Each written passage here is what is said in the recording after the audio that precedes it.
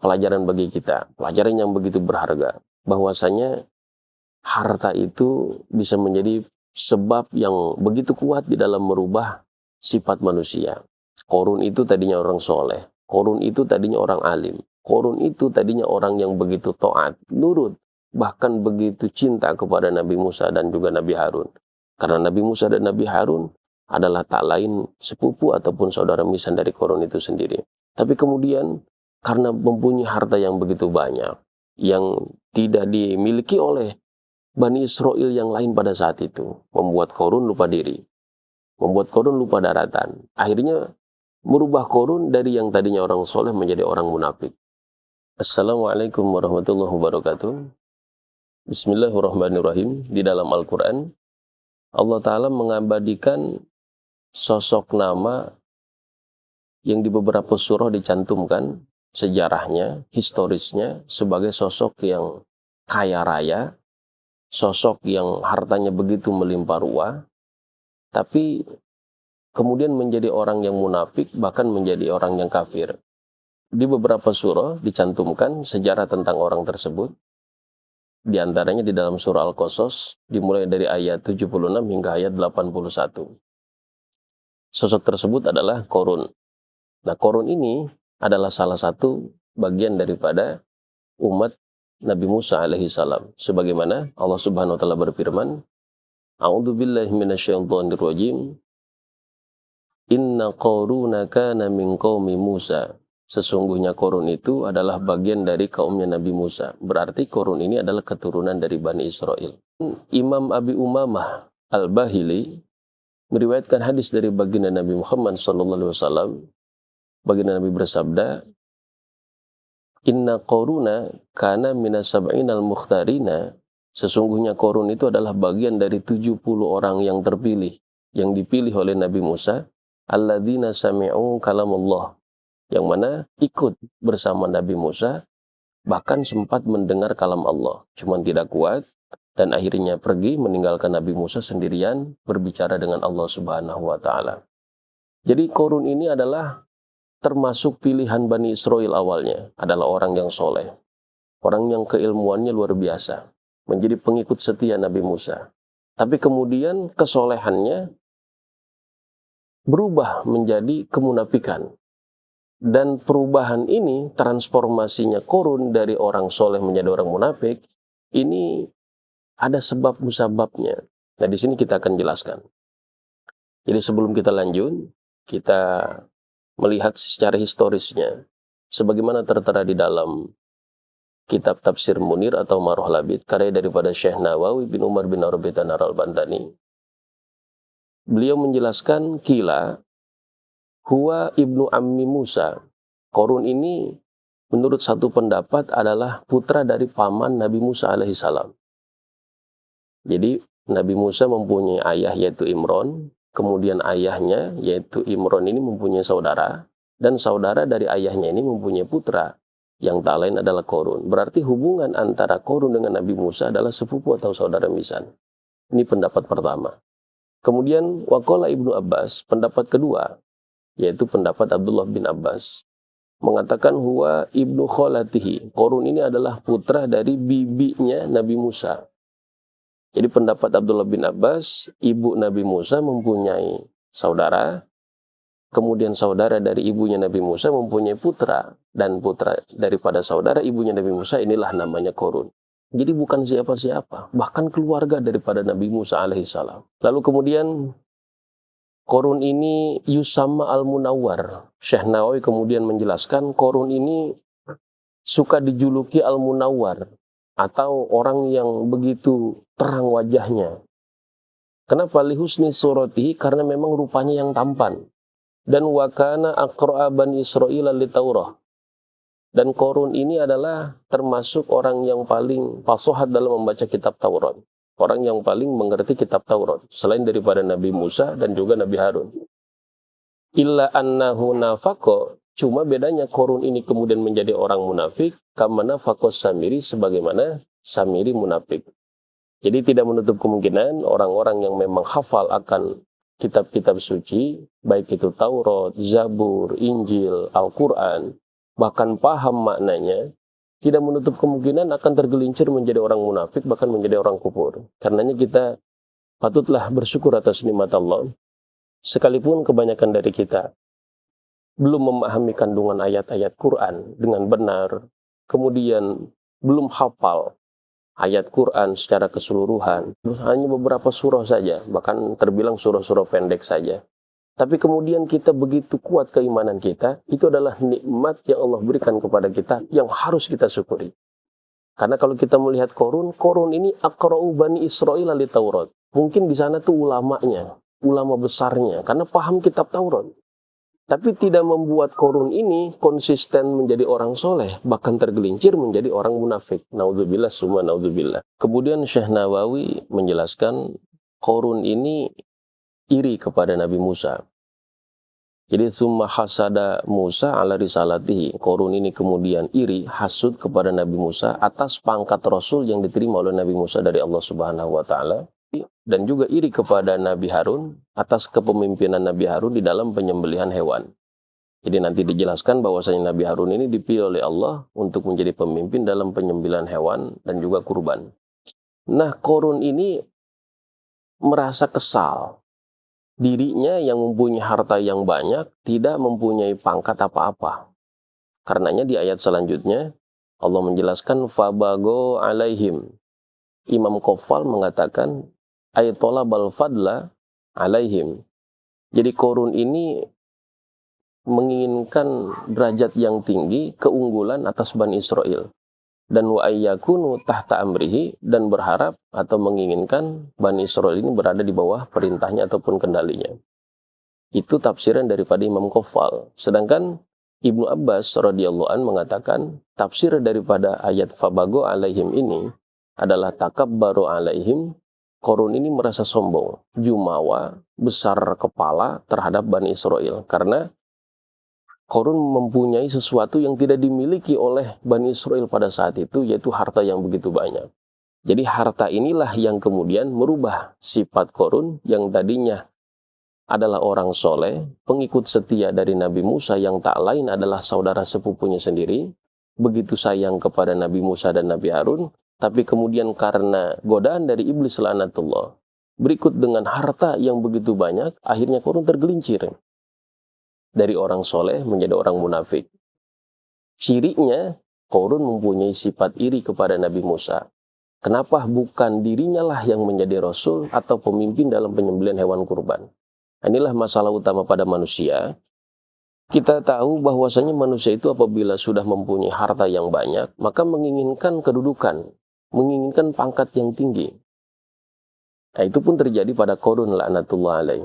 Kemudian kisahnya berlanjut di ayat wa ataina minal kunuzi ma inna mafatihahu latanu bil usbati ulil quwwah.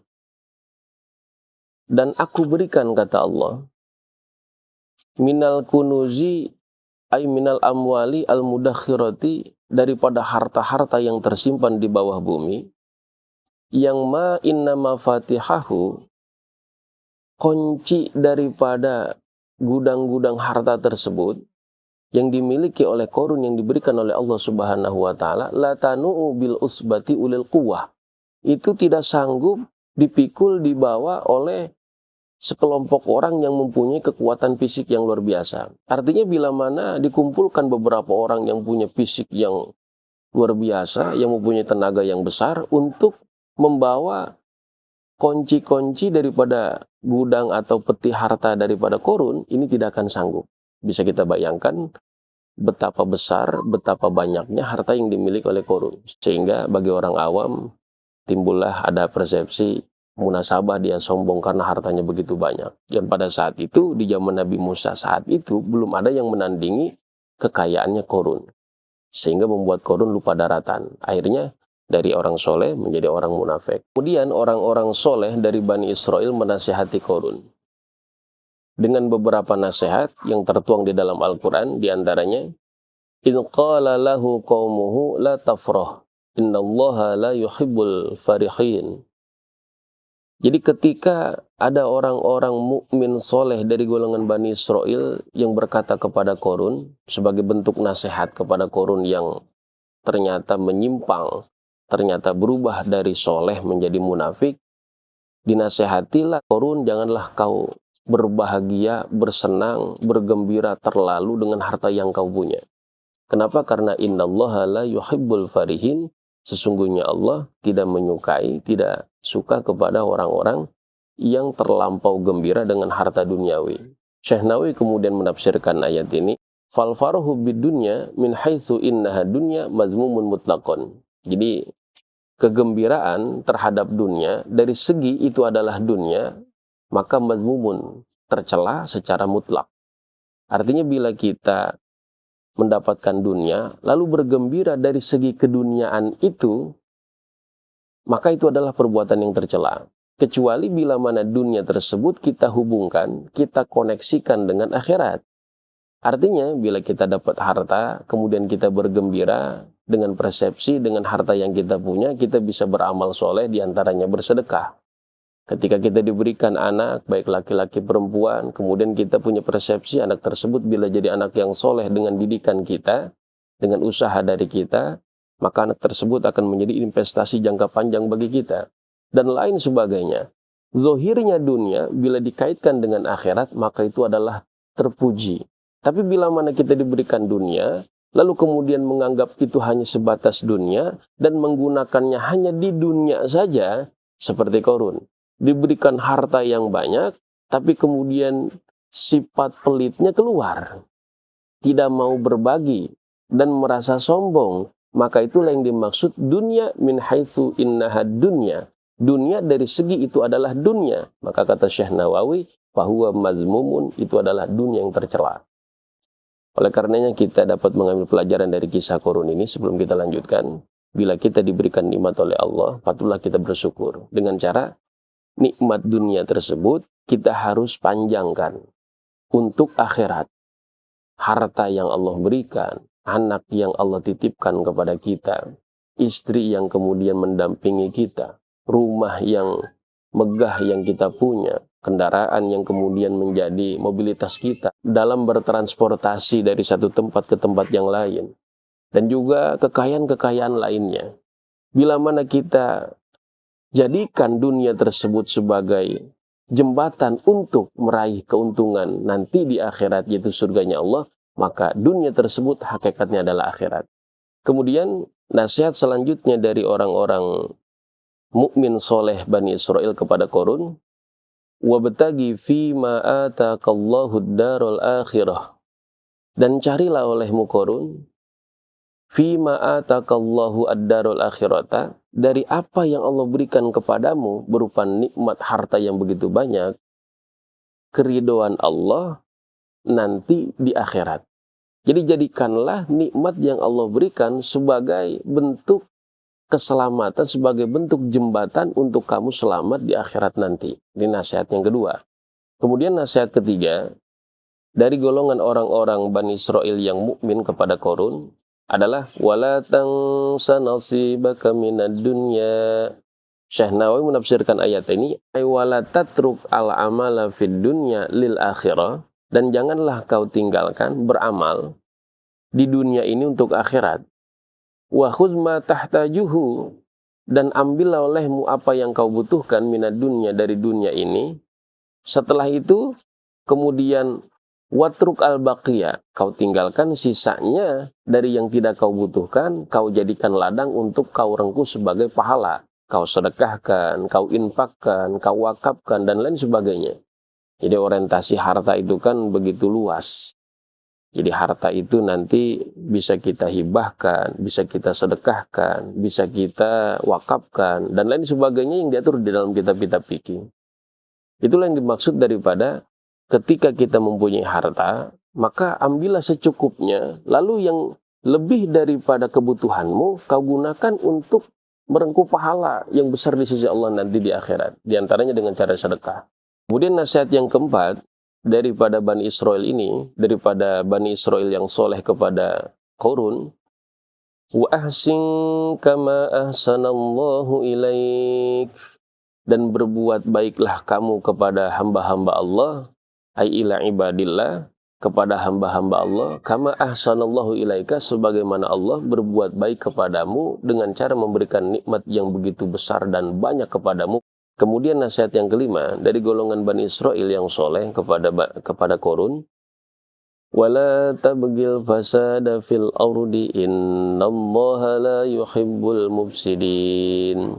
Korun, janganlah kau menjadi pelantara adanya kerusakan di muka bumi ini. Janganlah kau menjadi penyebab adanya kerusakan di muka bumi ini. Innallaha la yuhibbul mufsidin, sesungguhnya Allah tidak menyukai orang-orang yang membuat kerusakan di muka bumi ini. Dengan cara kau melakukan maksiat dan kedurhakaan terhadap Allah Subhanahu wa Ta'ala. Nah, kita tahu Allah Ta'ala itu dalam segi memberikan siksaan, dalam segi memberikan azab kepada kita selaku manusia dengan berbagai macam cara. Di antaranya adalah dengan adanya kerusakan di muka bumi ini. Adanya tsunami, adanya banjir bandang, adanya gunung meletus, adanya gempa bumi dan lain sebagainya. Itu semua diakibatkan dari maksiat, kedurhakaan yang dilakukan oleh para manusia. Nah, kemudian Korun ini berpotensi sekali untuk menjadi penyebab akan kerusakan di muka bumi ini. Disebabkan karena memang Korun ini begitu sombong dengan harta yang Allah berikan. Karenanya nanti di ayat-ayat selanjutnya, yang insya Allah kita akan jelaskan, sebab diazabnya Korun itu adalah dengan cara diambleskan ke dalam bumi. Dari kisah Korun ini, sebagaimana yang disampaikan oleh Syekh Nawawi, menafsirkan dari ayat surah Al-Qasas, pelajaran bagi kita, pelajaran yang begitu berharga, bahwasanya harta itu bisa menjadi sebab yang begitu kuat di dalam merubah sifat manusia. Korun itu tadinya orang soleh, Korun itu tadinya orang alim, Korun itu tadinya orang yang begitu taat, nurut, bahkan begitu cinta kepada Nabi Musa dan juga Nabi Harun. Karena Nabi Musa dan Nabi Harun adalah tak lain sepupu ataupun saudara misan dari Korun itu sendiri. Tapi kemudian karena mempunyai harta yang begitu banyak, yang tidak dimiliki oleh Bani Israel yang lain pada saat itu, membuat Korun lupa diri, membuat Korun lupa daratan. Akhirnya merubah Korun dari yang tadinya orang soleh menjadi orang munafik. Mudah-mudahan kisah tentang Korun ini, yang insya Allah kita akan jelaskan di pertemuan selanjutnya, dapat kita jadikan pelajaran, agar senantiasa bila mana kita diberikan nikmat oleh Allah, patutlah kita bersyukur. Di antara ciri bersyukurnya, kita senantiasa mau berbagi kepada hamba-hamba Allah yang lain. Agar senantiasa nikmat tersebut juga menjadi pelantara keselamatan kita dan mendapatkan nikmatnya kita juga nanti di akhirat, yaitu di surganya Allah. Mudah-mudahan ada manfaatnya. Hadanallahu wa yakum ajmain. Assalamualaikum warahmatullahi wabarakatuh.